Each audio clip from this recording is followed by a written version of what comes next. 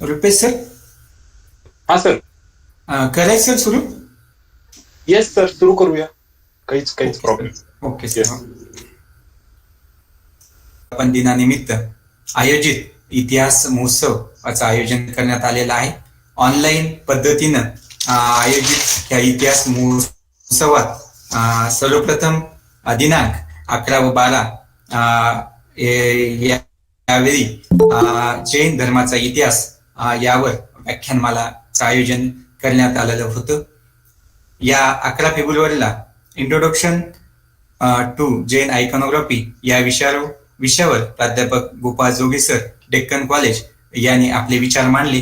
याच दिवशी फेब्रुवारी रोजी जैन तत्वज्ञान या विषयावर प्रदीप गोखले सरांनी सविस्तर असं विवेचन केलं. त्यानंतर डॉक्टर नीलांबरी जगताप मॅडमांनी फ्युजन ऑफ महावीर गॅलरी याविषयी सविस्तर असं मार्गदर्शन केलं. आज प्राध्यापक R.S. गुप्ते व्याख्यानमाला अंतर्गत आज आपण हे पुष्प गुंफणार आहोत. प्रसिद्ध प्राध्यापक आलोका पराशर मॅडम या ठिकाणी आपल्याला सविस्तर मार्गदर्शन करतात. येलोरा या विषयावर सरांचं पुस्तक प्रकाशित आहे. तसेच मराठवाड्यातील भोकरदन या उत्खननामध्येही सरांनी सहभाग नोंदवला होता. तसेच मराठवाड्यातील स्थापत्य शिल्प यावर सरांचा विशेष असा अभ्यास होता. आज मराठवाडाभर इव्हन महाराष्ट्रभर त्यांचे विद्यार्थी आणि स्थापत्यावर शिल्पावर विविध ग्रंथ देखील प्रकाशित केलेले आहेत. मी आदरणीय डॉक्टर उमेश बगाडे सर, विभाग प्रमुख यांना विनंती करतो. Head of our department, and many things which we are now doing were initiated by him. One aspect of his personality and activity was a certain kind of freshness and openness.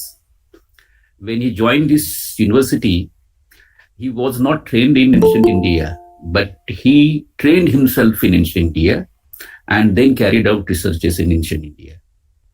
So he a kind of way of approaching the field of study, that if at all you are not trained, you have to train yourselves to do history. The second aspect of his kind of activity was he initiated the very idea of museum, and our museum is one of the important museums in Marathwada region. It has enormous kinds of antiquities and important antiquities. You might be knowing that Parasnis collection is with us, Bokardan collection is with us, and several other kinds of icons of Marathwada regions are in certain way displayed in our museum. So certainly this idea of museum is important, that it certainly gives idea of India. Not only idea of India, but it also has a certain kind of pedagogic purpose. And in certain sense, for more than 40 years, this museum is serving to public, and particularly in the region of, we can say, teaching history through kind of antiquities. The other aspect of our activities is to build a resource, and therefore you have to understand that we have enormous resources. We are having the scriptures, we are having the manuscripts. More than 1,000 manuscripts are in our museum. We are having more than 20,000 documents. You might be knowing Nana Fadnavis. His collection was there at Menimli, and one part of his collection was with Deccan College and Maharashtra government. The other part of his collection is with us. We are having a certain kind of digital archives which we have built from him. So we have taken his ideas, and we in certain way has increased various kinds of sources in our library. So it is a certain kind of resource center to us. So one part of museum is to teach history through kind of, we can say, visual media, and the other kind of purpose of museum is to carry out researches or to give certain services to researchers. The third aspect of our museum is that we, in certain sense, are blending the historical sciences with certain kind of applicability. And so in that sense, we are also carrying out certain courses like certificate course in museum studies or diploma course in museum studies. We, in light of R.S. Gupta's kinds of vision, has changed our kind of focus, and we have taken up a kind of studies. Department has identified thrust area. We will be certain way has taken from Aloka Parashar Sen. She is kind of a researcher who has given a certain kind of category of Deccan region. Earlier, this Deccan region was very much there in Bhandarkar. It was very much there in Rajaram Shastri Bhagwat's writing. But this very region, the idea of regional history, was in certain sense was harnessed and was developed by Aloka Parashar Sen. So one of our thrust areas of our history department is history of Deccan region. Certainly, we will be studying the film struggle of Hyderabad film struggle. We will be doing subaltern historiography, subaltern histories. We will be carrying out the struggles of peasant and other kinds of, we can say, subaltern movements. So mostly, we have taken out several courses relating to ancient India, medieval India, modern India, and our courses are in a certain way were made equal with the universities in India. We are not claiming that we have an international syllabus, but we are trying to cope with the kind of, we can say, development of knowledges which are there in India. And in this background, we have began this very idea of history festival. The history festival, in certain sense, is a kind of exercise of giving the sense of history to people. It is a certain kind of exercise of contenting people. So our idea is that the people should participate in this whole kind of understanding of history, and the broader sense of history should be inculcated or should be imparted. In that kind of perspective, we thought of this festival where we can gel several kinds of history in these kinds of activities. For example, this history in sense of art, history in sense of culture, history in sense of performing arts, history in certain sense of, you can say, probing researches in several kinds of aspects. History festival, for example, is a kind of blended exercise where we want several kinds of activity to be together. And in the light of COVID, we have now curtailed our kinds of activity. For example, we used to arrange dramas, musical performances, particularly those who are the kind of subjugated knowledges, or you can say oral histories, or in certain sense, we can say the cultures, rituals, and things like that. But this time we can't do this. But our kind of idea of R.S. Gupta memorial lecture is giving a theme. So we are having a certain kind of theme where we are largely focusing on ancient India. So this is the 7th year of R.S. Gupta memorial lecture, and the theme of this R.S. Gupta lecture series is what exactly the theme of History Festival, and that is history of Jainism. It's very interesting that Professor Aloka Parashar Sen, she is delivering lecture to us, and she has done a kind of breakthrough in the kind of history of region of Deccan region. And in that light, I will bring some kind of, you can say, researches which has carried out by the researchers in Maharashtra. The great kind of scholar who is marginalized in the main discourse of history, and that is Bhagwat, Rajaram Shastri Bhagwat. He has written an interesting text called Marathyancha Vishi Char Udgar.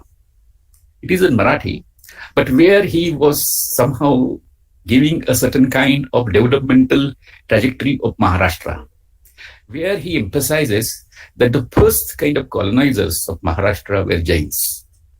And he argues that after them, after Jains, the Brahminical religion, can say, came to migrated to Maharashtra. So it is interesting kind of, we can say,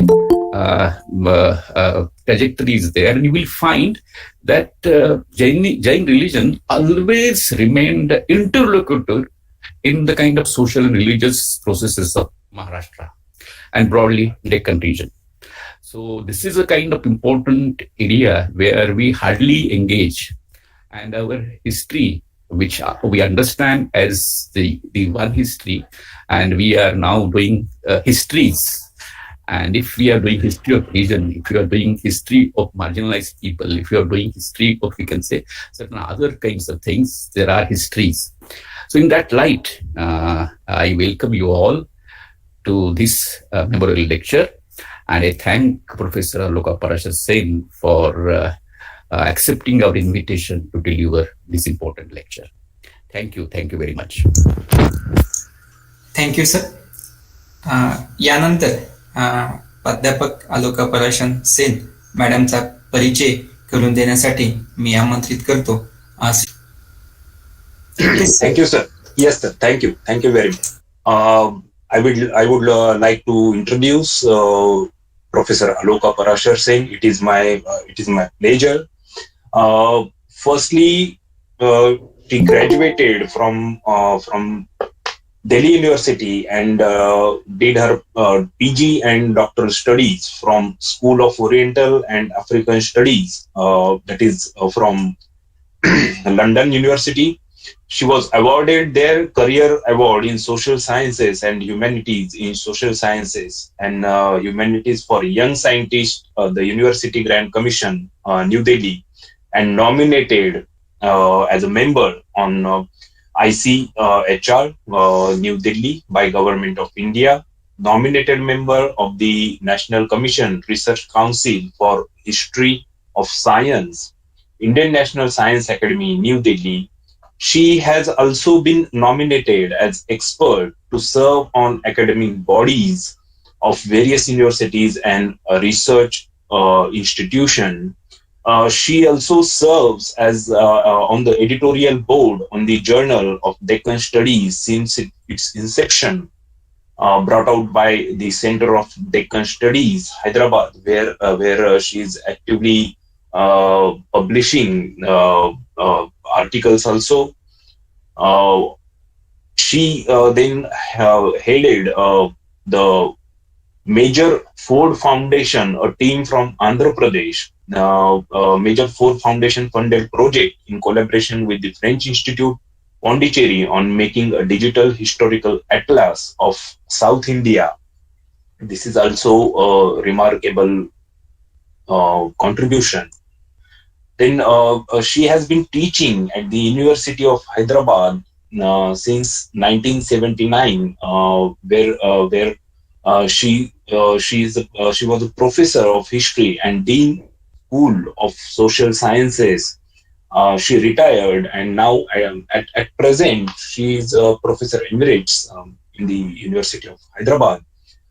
She has widely traveled on academic assignments and was a DART fellow, and occupant of the rotating chair in India Studies at the South Asia Institute of the University of Heidelberg, Germany, a Fulbright scholar and visiting professor at the University of California, Berkeley, USA, and most recently, the first occupant of the Saroj and Prem Singhal Chair in Classical Indian Polity and Society, Department of History and Classics, University of Alberta, Canada.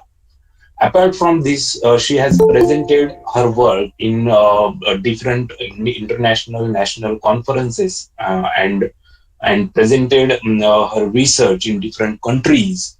Her major publications are in the area of her interest in social history, namely early Indian attitudes towards foreigners, tribes, and excluded caste.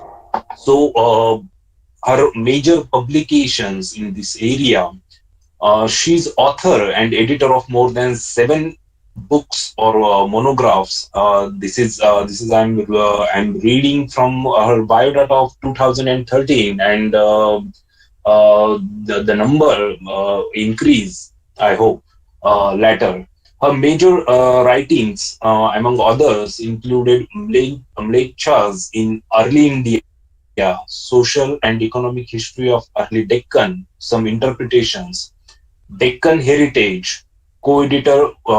She was a co-editor. University Press, Orient Longman, Hyderabad published this book. Keval Bodhi, the Buddhist and Jain history of the Deccan. This is very important contribution in the religious field, religious research of the Deccan area. The Deccan subordinate and marginal groups in early India up to 1500 AD. Oxford in India readings themes in Indian history. She has edited 2 special issues on Buddhism and Jainism for Deccan studies. So today we are having very resourceful person to guide us on this subject, and authoritative person. So this is her very brief introduction. I would like to call Doug sir for further. Thank you sir. आपण Yes, thank you. अतिशय सविस्तर असा परिचय मॅडमचा या ठिकाणी करून दिला. मी सर्व join झालेल्या प्राध्यापक मुलीला विनंती करतो की व्याख्यान चालू असताना आपण आपला व्हिडिओ आणि ऑडिओ कृपया बंद ठेवावा, आणि रिस्पेक्टेड आलोका परांजपे मॅडमला विनंती करतो की आपण Jainism and the nature of its spread in the Deccan या विषयावर. बहुत बहुत धन्यवाद. एक तो मुझे निमंत्रण देने का और ऊपर से इतने विस्तार से मेरा परिचय करवाने का. मैं क्षमा चाहती हूँ कि मराठी में नहीं बोल सकती, लेकिन ये खुशी की बात है कि कल नहीं सुने, और मुझे आश्चर्य हुआ कि मुझे काफी कुछ समझ आ गया था, primarily because content was familiar. लेकिन I have to congratulate the department at Babasaheb Ambedkar Marathwada University for organizing this seminar and of course inviting me. I do hope I live up to your expectations. It is actually an honor to deliver this lecture because, as Professor Umesh Bagade mentioned, Professor Aris Gupta was one scholar who learned as he progressed in his research and his work. And this is something very encouraging for people like us, as you probably all know from my name. I, Parashar and then Sen, definitely don't come from any community or any region in the Deccan. So I traveled to the Deccan, और यहाँ पर हैदराबाद में अपना घर बसाने के बाद और अपना जॉब लेने के बाद मैंने दक्कनी स्टडीज शुरू की.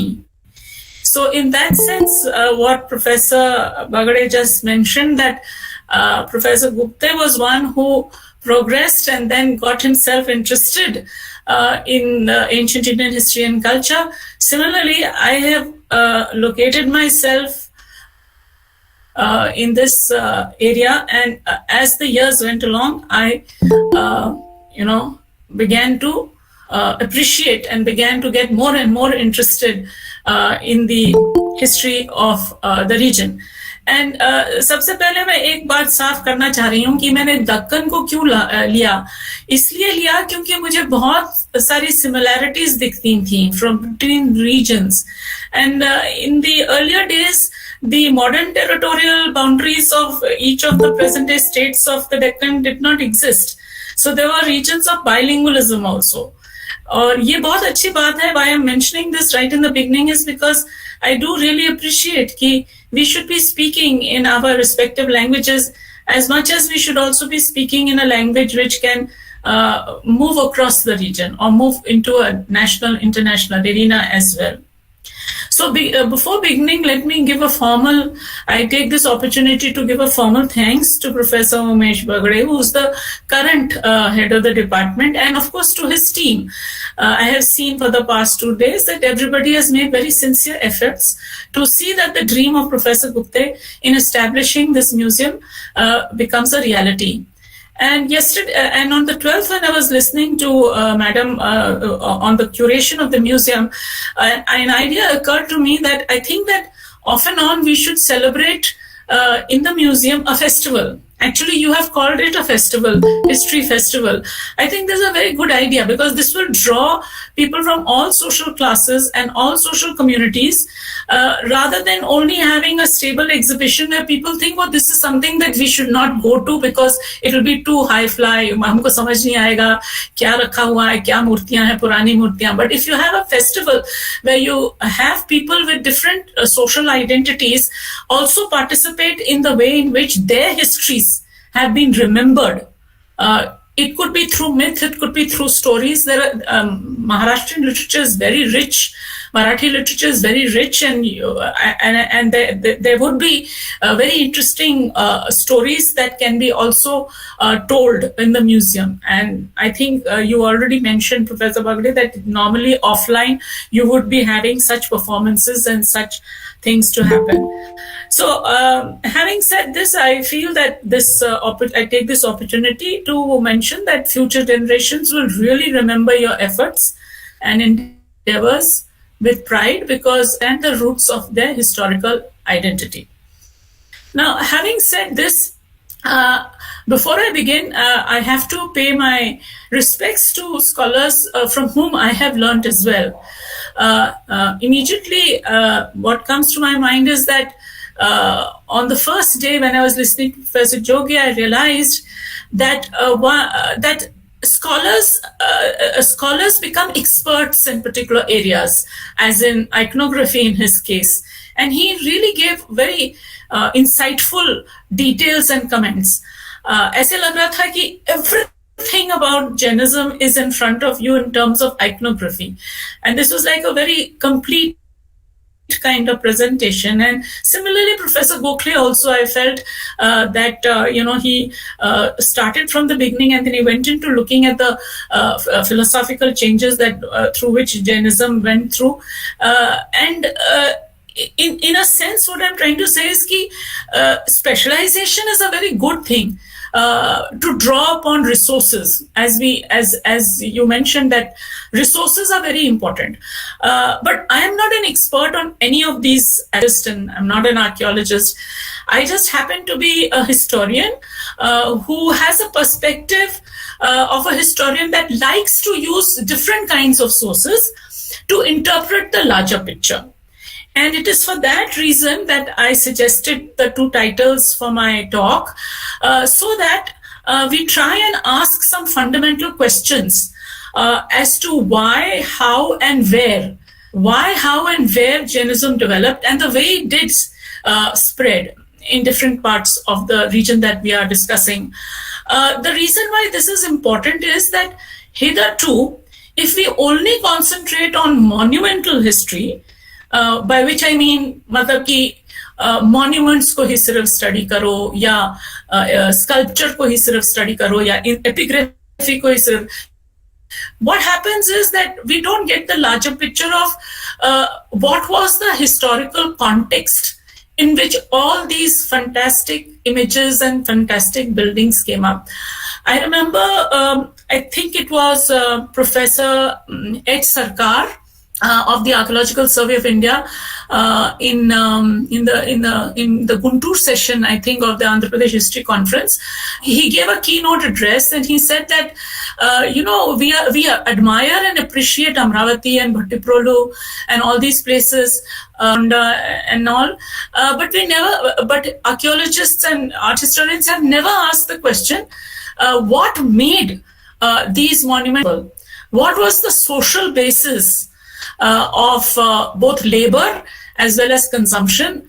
पैसा कहाँ से आया था, कौन contribute कर रहा था, कहाँ से लोग आ रहे थे, what were the skills, what were the different communities that had the skills for stone cutting and excavating the caves and so on. So these are some of the questions which always attract me, because, as you know, my original work has been to look at how excluded castes and communities, how we should write their histories.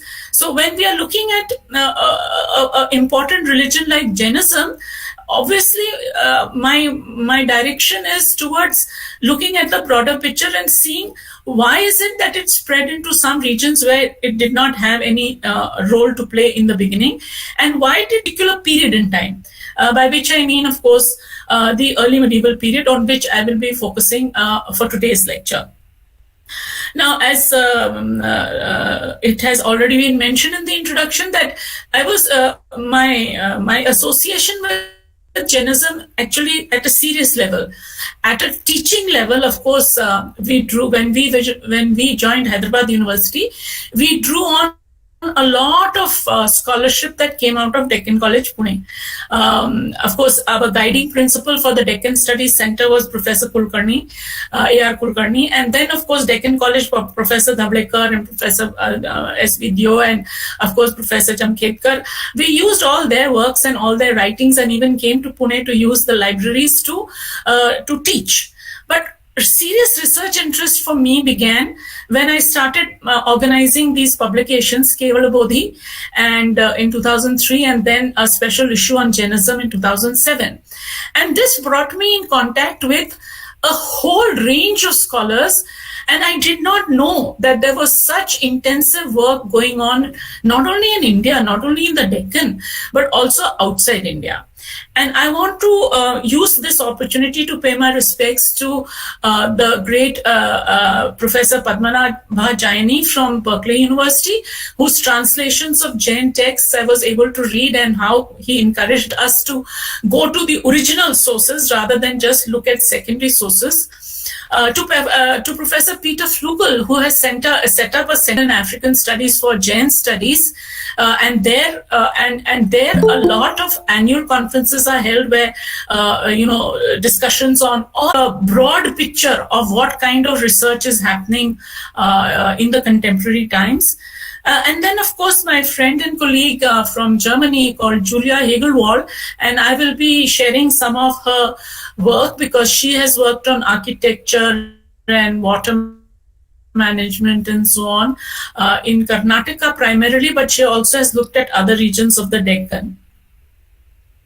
And then in terms of scholars who have been really a backbone here in understanding the Deccan, Rajaram Hegde from Shimoga University, and the role of Kannadiga literature in the spread of Jainism, and how ancient Kannada, when she was working on the Tirthas and her work on Maharashtra was very, very informative, and I learned a lot from her intensive field work that she did in different parts of Maharashtra. The late Jiti, superintending archaeologist in Hyderabad, T.V.G. Shastri, who had excavated Vardhamanu and had his views about how Jainism was very early in this region, and of course Dr. Nagi Reddy and Dr. Subramaniam from the State Department of Archaeology and Museums of the state of Andhra Pradesh. And I don't know how many of you know a literary scholar from Bangalore, and if you don't, I would encourage that you read him, a person called Nagarajaya Hampana. He and his wife both, it's a very interesting story, and because Professor Bagade mentioned this, I should say that these scholars, they are writers, but they worked a lot on Jainism, especially Professor Hampana, but they also want to converse across castes, especially excluded castes, because I think their own in their personal lives, they came from different communities, and therefore they made it a kind of a mission to look at what one can call subaltern histories, and this could only be done, and I'm sure the same can be done for other regions of the Deccan, but I was initiated by him to I don't know how many books, 12, 13, 14 he used to just go on sending me books to read on Jainism in different parts under the Rashtrakutas. And so really I owe my gratitude to all these scholars, because I was not originally I was not a scholar. You can't call me a scholar on Jainism. I mean, I just educated myself on this. And so what I will be presenting today and on the 16th will be how dhire, how I accumulated knowledge, how I was able to access information from all these scholars. The presentation per se, I'm going to divide into two parts. And in the first part, I will be looking at nature of changes. And that will mean nature of changes in terms of the Jain faith and how it evolved, and the social and economic context in which it developed. And in the second part will be the question of the spread. And I think that by that time you will be interested in looking at some visuals, because spread obviously means what evidence do we have of actual monuments and actual material evidence in different parts of the Deccan. And so I'll share, but it's not my work, but it will be, part of it is my work, but part of it is also the work of others. I'll share some of the visuals with you. So Deccan today, in the Journal of Deccan Studies, we say that it is the present-day states of Maharashtra, Telangana. Well, at that time it wasn't, Telangana wasn't there, but now I add Telangana, Andhra Pradesh, Karnataka, Goa. And geographically, in the Deccan Heritage book, we had the NGRI, that is the Geological Organization in Hyderabad, where Dr. Harsh K. Gupta told us about how geographically also the Deccan has particular characteristics. And that the oldest Archean rock formations are found in this part. Historically, I want to submit that it has been a very vibrant region. No, so though we like to look at history as though it is static, I feel history is about change as well as continuity. But it doesn't necessarily mean that continuity is some kind of a carry forward. मतलब जो भी पहले हुआ था उसको carry forward कर दीजिए. No, when the continuity happens, when a change happens, the elements of continuity also undergo a change. So there's both ideological, social, and other change that happens in historical time. And this becomes a region where cultures meet. And the coming of Jainism, or for that matter, Buddhism, or any other faith to this region, and also peoples. There's also migration of peoples, because we mustn't forget कि यहाँ पर it was हम लोग मतलब धर्म की दृष्टि से देख रहे हैं ना, लेकिन हम लोग ये नहीं देख रहे कि ट्रेड भी बहुत जबरदस्त होता था यहाँ पर. The access to the west coast as well as to the Coromandel, all this was a kind of a geographical asset to the we tend to ignore the water histories or the coastal histories, and we tend to concentrate on the landmass. But so therefore, there are many reasons why we feel, or I feel, that it has been a very dynamic region where cultures are met, and it is not just simply a bridge that carries ideas from the north to the far south. Identity, it has sub-regional identities. And I already mentioned that there is a tendency that all of us like to glorify or try to only focus on our particular region. And that may be due to familiarity with language, familiarity with the field work that we do, familiarity with location. But at the same time, I think it was in 1887 or 1885, when the British did a linguistic survey under a scholar called Grierson, and he noted that almost all the regions of what we call the Deccan, like the Andhra or between Andhra and Odisha, between Maharashtra, Karnataka, there were zones of bilingualism. So this zones of bilingualism is where people actually retain more than one language. I mean, before English, Hindi and all that became familiar in these parts. So, having said this, medieval period, आजकल इस तरह का periodization किया जाता है. तो जब early historical period की बात करते हैं तो जाहिर है कि ज्यादा काम बुद्धिज्म के ऊपर हुआ है. And then there is also the contemporary concerns of why Buddhism is chosen. And you know it is like a emulating ideology which pleases a large number of people who want to seek freedom from oppression and so on and so forth. And Jainism is generally associated with community, rich communities and so on and so forth in contemporary times, and therefore maybe that's one reason for the lack of interest, or that there is an interest but that interest is confined only to some people, right? It's only sort of remains in the domain of those who are the followers or who are the literary critics of this tradition. But Professor B.S.L. Hanuman Rao, in whose honor we did this Bodhi, he way back in 1973 at a seminar he mentioned that actually Jainism is slightly earlier than Buddhism, and this view was supported by T.V.G. Shastri in 1989 after he had completed the excavations at Vadamanu in Guntur district for the Birla Archaeology Center. I think that it confirmed that Jainism in Andhra at least was primordial. Some of the views about the Urit in a particular region may be exaggerated, but the point that I want to highlight here is that we have to move away from Jainism being only a Western Indian, Rajasthan, Gujarat, this kind of the sway of this faith only in these regions, to try and argue that even much before that, much before the putting together of the Jain tradition at Vallabhi, there were very important Jain centers that had evolved already in the Deccan. So that is something historically that one has. Of course, there are legendary accounts, and those legendary accounts cannot be verified. They can perhaps just only be stated that both Rishabhadeva and Mahavira might themselves have introduced the religion to this area.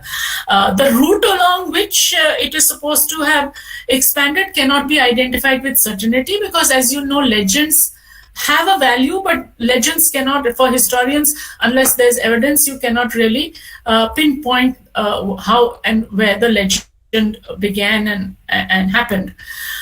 Of course, a very popular view, which all of you must be familiar with, is the arrival of Jainism in the Deccan with the migration of Chandragupta Maurya in the 3rd, 4th centuries BC, and who came and settled in Shramana Belgola, and with his teacher Shrutakevali Bhadrabhahu. This is a view which is popular, and in my next lecture I'll be talking a lot about Shramana Belgola, so I'll keep that for then. And another view which I learned from a scholar who had worked on Jainism in Tamil Nadu, Maheshwari. She did her PhD on an anthropological historical study of Jainism in Tamil Nadu, was that Jainism actually traveled to Tamil Nadu via Orissa. And of course, there's no inscriptional, sculptural, or monumental evidence remains there, but this is what she suggested. So when I look at the second part of my lecture, I will share with you, we will look at the period, as I mentioned just now, we'll look at a period called 600 to 1200 or so as the early medieval period, but we can go beyond that also in terms of sharing with you some of the visuals of temples and basatis and all that. And I will take examples from all sub-regions of the Deccan. But at the moment I want to mention is that when we do mention the early medieval period, we already have an advanced stage of rock cut, Aihole and so on and so forth, Paddakal. So it's already an advanced stage. So there is an earlier phase also, but at the present moment, I think I'll concentrate on the nature of its spread in the early medieval period. Now, before I go into the changes that took place and the nature of the spread, and this perhaps all of you would be familiar with, because we already had a fantastic lecture by Professor Gokhale about the fundamentals of Jain teaching. But I want to talk about these fundamentals from the point of view of what the monks and nuns, on the one hand, had to sincerely follow. Because why I want to do this is because then you will appreciate how in a different social and economic context, those fundamental teachings change a bit. So they evolve, they change, different social strata get attracted to Jainism. So what does that mean for for Jainism as a religion? So for monks and nuns, it's very simple. The inhalation of karma only through penance and through a very rigorous means of getting rid or not getting rid of karma, but not allowing fresh karma to enter the soul is very important. And this can only be done through study, meditation, fasting, what is called self-mortification, what is it, samadhi marana, and so on and so forth. And irrespective of sectarian affiliation, this is a very core principle. So I can put this core principle in terms of the ideal of renunciation. Okay? Now, uske baad for householders, individual seekers, that is ordinary people like you and me, we have to be always in the direction of trying to detach ourselves from external objects of desire. I mean, I'm talking about the fundamentals. I'm talking about the original. And if you do want to undertake renunciation, it can only be temporary renunciation through what is called samaika. And you have to then to do this, you have to train. You have to spiritually train your mind. Of course, it's very difficult for ordinary people to do that. And so the maximum that a lay follower can do is lead the vows of life of lead life in as simple a manner and follow the cardinal principles of Jainism to as best as one can. And a big issue with following these ideals is that you always need a teacher, because the Tirthankaras were also path givers. They're giving you direction how we should move towards achieving these goals. So the role of an ascetic, the role of a teacher, acharya, is very important, is very central in the way in which Jainism began to evolve. Now, the rules for monks and nuns obviously happen at the site of an institution called the Sangha. But in the Jain traditions, these are called basadis, where permanent residential, accommodations began to evolve. And I'll discuss that in detail in a minute. But the role of the Sangha, or the role of the teachers in the Sangha, was to evolve what are called behavioral rules for monks. Also to spread and evolve and instead is that they used, apart from Ardhamagadi, of course, earlier Jaina Maharashtri, and then Ardhamagadi, and then, of course, various Prakrits. A lot of the Jain texts are in old Prakrit. And then, of course, in different regional languages also, you have the Jains, and they contributed a lot to the medical tradition. It's very interesting. I'll talk about that maybe in the next lecture. And then the contact with the lay community. The monastic orders in the beginning had limited contact with the lay community, but when Jainism began to evolve, the compulsion to the necessity to be with the lay community became more and more increased, maybe for various reasons, new regions, unknown regions, where there were the other associated with the Tirthankaras. But later on, of course, it is very interesting to see that many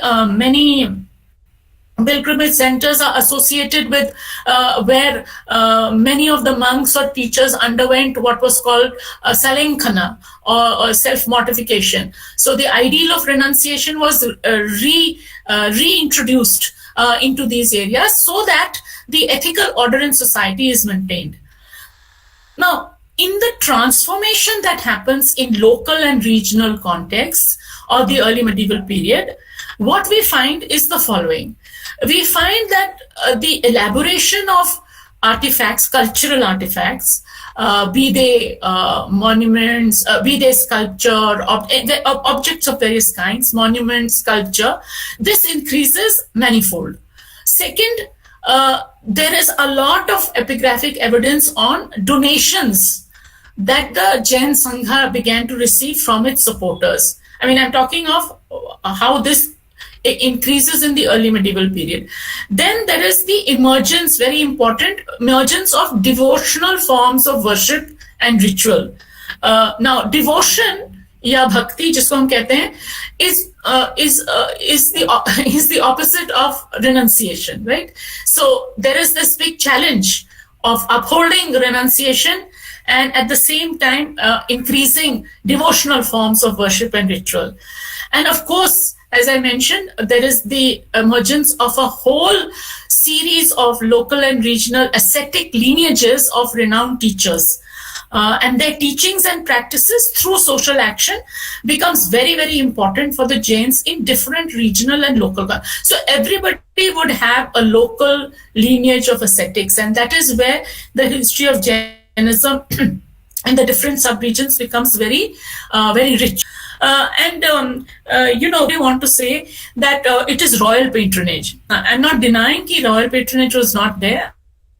In the post-Shatavahana period, after the Kus and the Vishnu Kundins and Makatakas, the Kadambas give us a lot of information. Chalukyas of Badami, Rashtrakutas, Kalyani Chalukyas, and the Western Gangas, these people really were supporting the Jain faith in a big way. I mean, they were like the prime supporters. Their inscriptions really talk as a kind of a diffusion from above.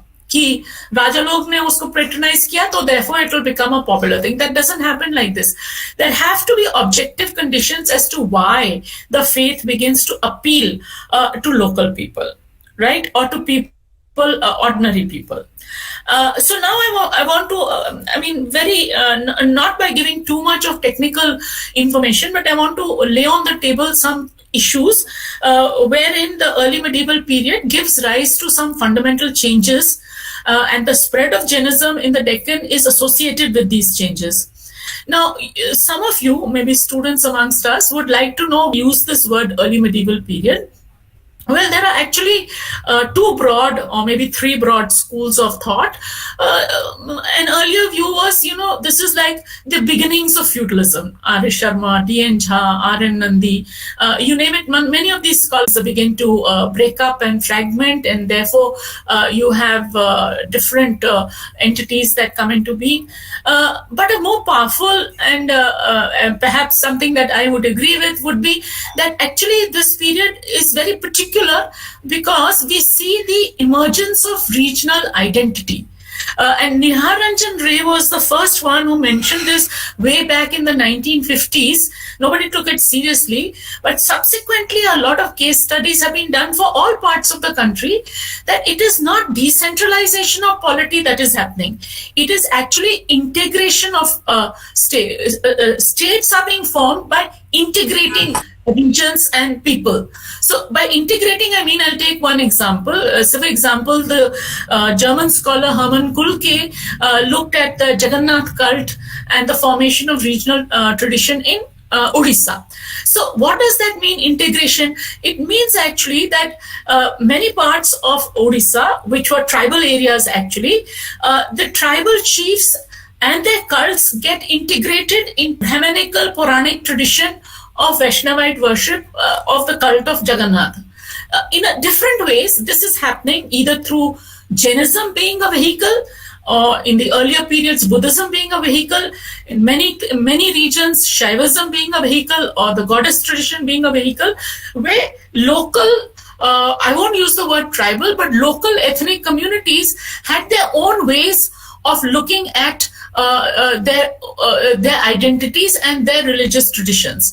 Now, when and how so-called pan-Indian religious ideologies come to the region, three things happen.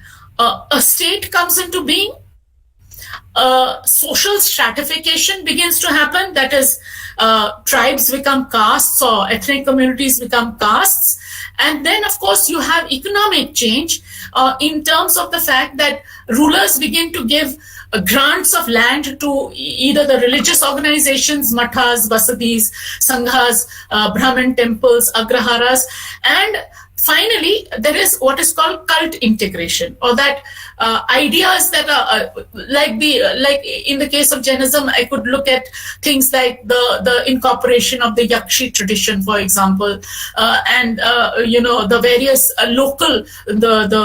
local Naga Nagini traditions and so on and so forth get integrated. I mean, Jainism has got nothing really to do with this in its original context, and many other features which one can talk about. But at a broad level, then, we say Jainism is a religion of the merchant communities and of the urban centers and all. Not quite true. In this period, actually, we are seeing the expansion of Jainism in the rise and spread of an agricultural society into new localities. So because the agrarian base is very important for a state to come in. Whichever state we look at, whether the Rashtrakutas or the Chalukyas or the Kadambas or the Gangas, I mean, the agrarian base of any kingdom is very, very important. So, this is the socioeconomic context in which the spread of Jainism is taking. And what is the nature of the changes that happen in Jainism? So let me give you a few points, and then I'll a very important text of the period of this early medieval. We are now talking of only the early medieval. Is the Brihat Kalpa Bhashya. This is an important text in the sense that it tries to legitimize the popularity of what is called Mathavasa. Mathavasa is the permanent residence of monks. Now, why is this necessary to be mentioned in the text? Because in the old canonical rules, the monks are actually restrained from taking to permanent residence. They are not allowed to. And the Brihatkalpa Bhashya actually refutes that view in its text. And it says that monks must not stay away from society. They must not live in the forest alone. They must not avoid contact with society. They should actually come into contact with society. And in general, they should also allow and have contact with women in particular, because they should also be allowed access to the Jain tradition. Shvetambara author called Hemachandra, who also supports the idea that settled life of monks in monasteries is very important. And he goes another step forward and he says that provision for lodging, upashriya, providing food, drink, clothing, beds, etc. This kind of dan, dakshina, is very beneficial for the followers of Jainism to give to these ascetics. So they are ascetics still, but they have to be supported with all these worldly goods. Dhirendra, another Shvetambara writer or author of the 13th century, states that the best form of charity or dana is the gift of a dwelling place, vasati. Since this gives the monks and the ascetics an opportunity for study, meditation, and development of meditation and all that. Earlier, the monk tradition was also doing the same thing. But here now, there's a kind of rationalization. And in the inscriptions, all these things that are mentioned in the text, we find enough references that talk about how kings and nobles and even local elites, local level, village level elites and other just wealthy individuals who had access to resources, they give a lot of funds for the building of residential houses and so on and so forth. So what is the meaning of this permanent residence of monks? I think Professor Gokhale only was talking about it, that the monastic ideal was of non-possession, non-attachment, which was called aparigraha, right? So, but by justifying dan, charity, etc., they try to justify parigraha. They try to justify possession. Now, you see, you will understand that aparigraha, which is supposed to be the ideal, gives way to parigraha, which is to have possessions. Now, this has implications. What are the implications? There are twofold implications. One is that there is opposition Opposition from whom? Opposition from what are called the Puritans, जो मतलब काफी strict हैं अपने rules के हिसाब से. So these Puritans, they oppose these changes. They continue to emphasize living in forests. They continue to take the life of wandering monks and as an ideal.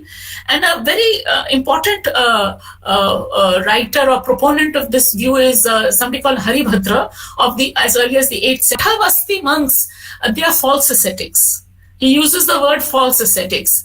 And therefore, but basically what is happening is Haribhadra and company, they are resenting the popularity of these new kind of monks, Mathavasti monks, because even though they are making all these transgressions, they are actually spreading the Jain faith, and they are also getting a lot of resources for the spread of Jainism. Okay. So what are the things that Haribhadra and others are opposing to? They are saying that using of water, flowers and other substances containing live matter, bathing in cold water, applying oil to the body, decorating the body, making use of perfumes, and the erection of post-mortem memorials at burial places, all these things the Puritans object to, and they criticize the settled monks, and they also criticize them by saying that how can you derive income from agriculture, and because in the process of agriculture means hurting life, insects and so on and so forth. And most important, they are totally objecting to the admission of women as disciples. So here you see a kind of not a conflict, but a kind of difference of opinion.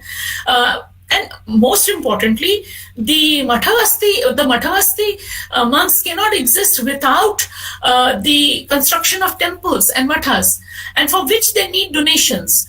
So many rulers, many ruling elites, many people who have access to agrarian resources, they give land donations with free holdings to many of these monks. So as a result, the temple becomes a center for rituals like any Hindu temple, where they use water, flowers, milk, curd, clarified butter, grass for different services. And what does all this mean? This ritual is related to the worship, kind of a bhakti tradition coming into being, right? And as I mentioned a few minutes ago, women are allowed, not only just allowed, they're allowed to become nuns. They can become senior nuns, and monks had to, they could have monks as their disciples, and many of the lady kind of belief and practice that was going on. And hand in hand went the system of pilgrimage, which becomes most visible in the material remains that have survived and have been brought down to us. Now, I would like to mention over here that ascetic lineages do spread, they increase. But one of the things that we don't discuss, and I think maybe perhaps Professor Jogi mentioned this briefly, that normally we look at Buddhism, we look at Jainism in terms of the Shvetambara and Digambara traditions. The Digambara traditions become very, very powerful and important. Shvetambara traditions are important in Western India and all that, but in Karnataka and other places, the Digambara tradition is also very important. In Andhra, for example, Southwest Andhra, which I'll discuss in next lecture, there is a kind of an intermediary sect that emerges called the Yapaniyas. And these are like the Digambaras, but they are much more radical. And we'll discuss a little more about this radical Yapaniya sect when we look at ideology. So if I want to wind up about the nature of the changes that have taken place, one of the first thing that happens is changing lifestyle of the monks, which necessitated a change in the monastic laws. And I briefly mentioned that. It also is associated with building of mathas, temples, and permanent structures. Earlier on also there were certain structures and monuments that came up, but the proliferation, ज़्यादातर increase that is happening in this period, that are associated with ascetic lineages rather than only the Tirthankaras. Of course, Tirthankaras are housed in many of these pilgrimage centers in the temples and are therefore also worshipped. And of course, the receipt of hospitality from clients to build temples, to institute cults. And in later medieval Jainism also emerges. So different kinds of cults within the broader Jain tradition begin to emerge. Now, so much so for the nature of change. Very briefly put, I mean, summarized quite a lot. I hope that is enough. And we can always discuss it in the question and answer session. Before I go to the visuals, I want to raise one very important point. And that very important point is that history is about the way we collect sources from what has remained, what is extant, what has come down to us, and therefore we use that data to write about what happened in the past. But I want to also raise another important question, that as far as Jainism in the Deccan is concerned, there were three things that happened to Jainism which we tend to ignore. One is that it thrived for a certain phase. Then we find that some of the Jain things get converted, particularly to Shaivite shrines. Some are destroyed, in the 14th, 15th century onwards. And then, but Jainism continues to thrive as a religion, right? I mean, it doesn't disappear. It has its resource base, and it continues to thrive. So what do we do when we are talking about the spread of Jainism? What do we do about absences? When a particular region otherwise is very rich in the spread of Jainism in the region, what do we do? How do we understand absences? So before I go to the visuals, which of course will be an elaboration of where and how Jainism spread, I want to take a few examples from around Hyderabad. Primarily because I live here, and also some of the Ford Foundation project and all was done in this area. So we were looking at what are called fragments of historical information.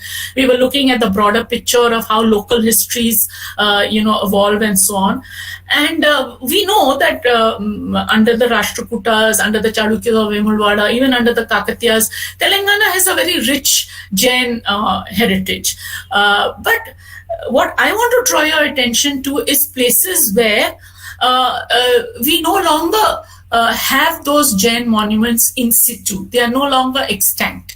But we have some fragmentary pieces of information lost or under a heap of rubble or whatever, and that they emerge. So there are three places. I'll just give you an example to give you an idea. We can do this for any other region also, and other locality also, and especially since we're going to look at how museums should be made. I think that this history of absences is very important, because we need to know what is the context in which all this fragmentary information is available to us. So I'll show you pictures of all these places also. There's a place called Kisaragutta, which is just about 40 kilometers north of Secunderabad. And this is supposed to be a very famous Shaivite pilgrimage center. It has a Shiva temple. Excavations over there were done by V.V. Krishna Shastri, and it goes back to the 4th, 5th centuries AD. And this temple is on a hill, a huge hill with a major tank and so on.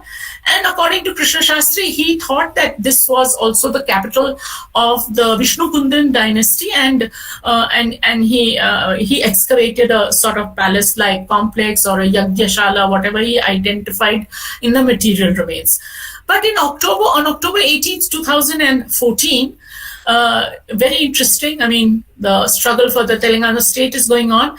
We have 12 idols of the Jain Tirthankaras dating back to the same period, that is the 4th, 5th century, or at the foot of the near the temple, the Shiva temple at the temple. Now this is something that the earlier excavation did not find. Now what happens to these big, huge idols of the Tirthankaras? Obviously they go into the state museum, but the point is that is Kisaragutta only a Shaivite shrine center? A question that we have to think about, and there could be many other such Kisaraguttas. Similarly, the late Jitendra Das, it was discovered again at a place called Yelakonda, which is about 50-60 kilometers on the other side of the city. It was noted that there were some Jain remains on a hill. Actually, that hill is very famous for a Parvati Parmeshwara temple. It is supposed to be a local Shaiva Kshetra. And over there, that hill, on the other side of the hill, yielded so many Jain caves and sculptures that nobody had known about. And in fact, it was like a total zero. Nobody knew that Yelagonda was actually also a major Jain center. And I'll show you some visuals about that. And last but not least, and the most important, is a place called, well, it's not a place, it's like a suburb of Hyderabad, 40 kilometers on the old Bombay highway towards Maharashtra, a place called Patan Cheru. Pattana, it was a major old Pattana Cheru. Cheru means a lake, and it has a very rich history going back to Chalukyan, especially Kalyani Chalukyan period. And it's like Karnataka, Andhra, I mean, there is like very permeable boundaries over here, a major Jain center. But today, at the entrance of, well, no longer a village, it's become a kind of town, are two big elephant heads. However, the inscriptions of this place tell us that it was a very, very major center for Jainism. Of course, nobody knows that because there are only these two elephant heads over there. In fact, it was called in the inscription Potala Kere, a kind of a Kannadiga word. It had 700 bastis of Jain temples, and 20 was one of the important authors, Jain authors. And to imagine a settlement of that order with Jain statues, he even describes that the craftsmen carved mega Jain statues 10 feet tall, made of finely polished black stone. And all this is described both in the inscriptions as well as in the... Of course, what is also described in the literature is the struggle between the Veerashaiva saints and the conversion of Jaisimha to Jainism and so on. And this is again a local history where many kings converted to Jainism, but many also converted to Shaivism, and there is the peak of the Veerashaiva movement in parts of Andhra Karnataka and so on. And similarly, of course, you have Jain basatis near Warangal, and of course the most important place that I think everybody knows about today, because it has become a major touristy center for pilgrimage, is Kolunapaku. And I will now share my screen, right?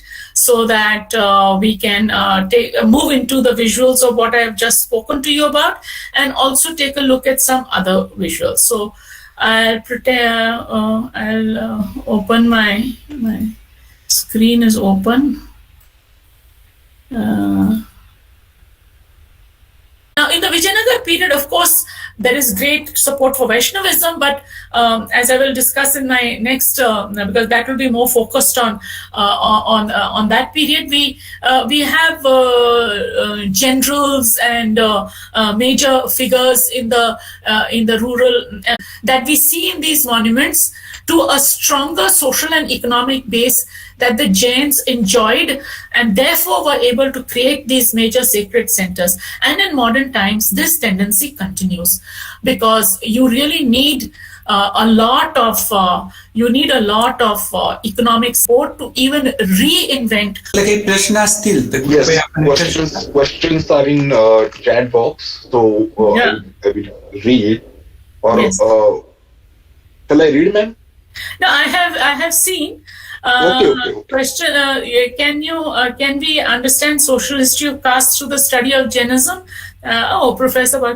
And then there's another question by Aruni. So first, to address major centers of urban centers, or are they much more in the rural countryside, or on the border between the forest and rural countryside? This is a little more difficult, but this is something that has been done for, let's say, for example, looking at how the Brahmanical shrine to be written from the point of view of where the location.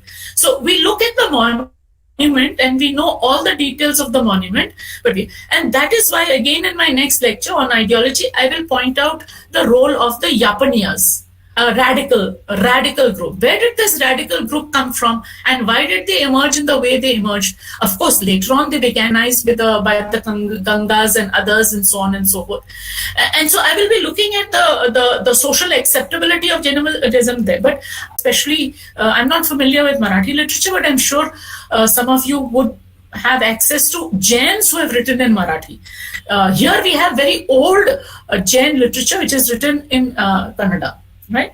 And then the question by Aruni is on the early political, and namely Chuttus, Anandas, Ishwas, who were Jain faith patrons during the early century of the community. Is it a question? If so, how far Jainism is similar? Yeah. See, about the minor dynasties, I forgot to mention, even in Karnataka, the Sindhas, the Rathas and all that are there. See, I think in contribution to supporting the Jains in a big way. Before that, Jainism, there are references to the support to the Jains because in the contiguous region in Odisha, you have a lot of evidence. But I would not say that they were what do you call it, the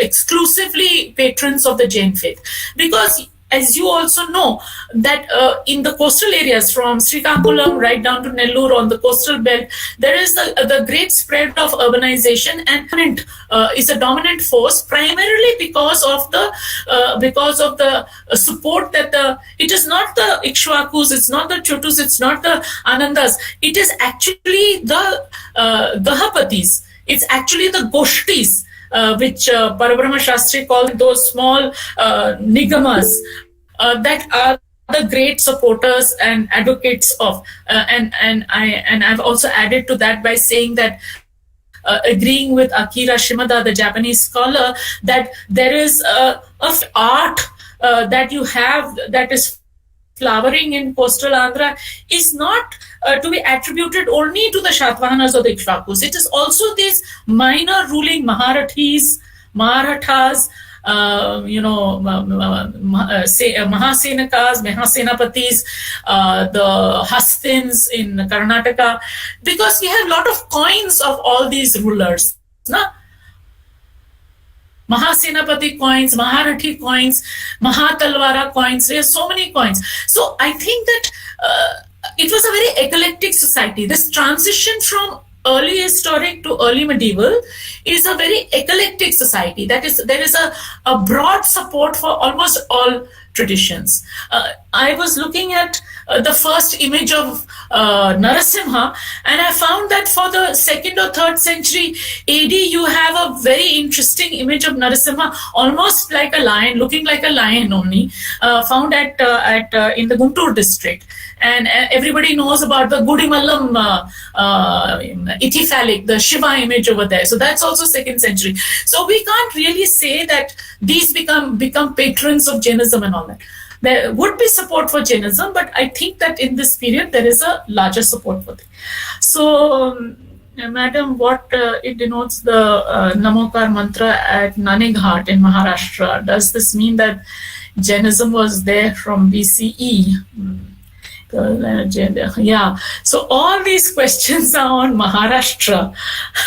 So I have limited access to information on Maharashtra, and I wanted to energize all of you to actually take up the cause of looking, just as one has done for the Telangana, Andhra, Karnataka areas.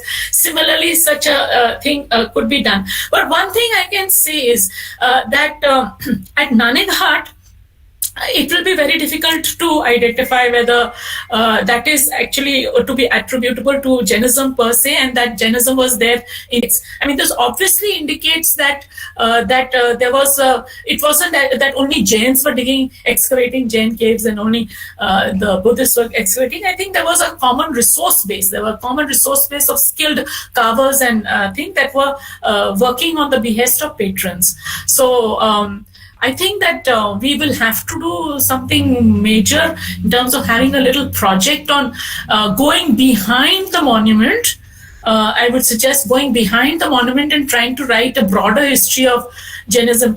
All I can do is that, I mean, you can perhaps, there is that Virat Shah has done a very interesting study, because she has done a very intensive study of Jain Tirthas in Maharashtra, and I happen to sort of read this in a great amount of detail, and I think I can check that out and sort of come back to you and give you information on that.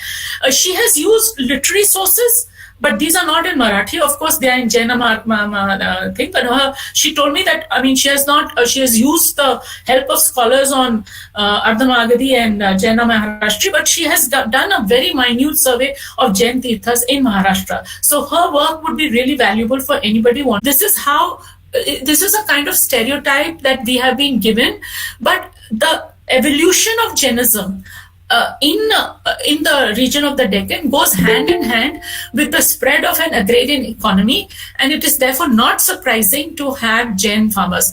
However, what I pointed out, that why did the early Jains, not to say lower classes, but I think people in general, they can be drawn to Apnagiri and other, what would be in the Aurangabad and Vidarbha areas and all that, but primarily all the major trade routes were impacted by the spread of Jainism. And we have to do, I would say, I am sort of generalizing in terms of trying to look at questions and answers as to why it became a faith of a large majority of people. And therefore, I have not done a systematic settlement history of Jainism as I have done for Buddhism. So I'm sorry for that.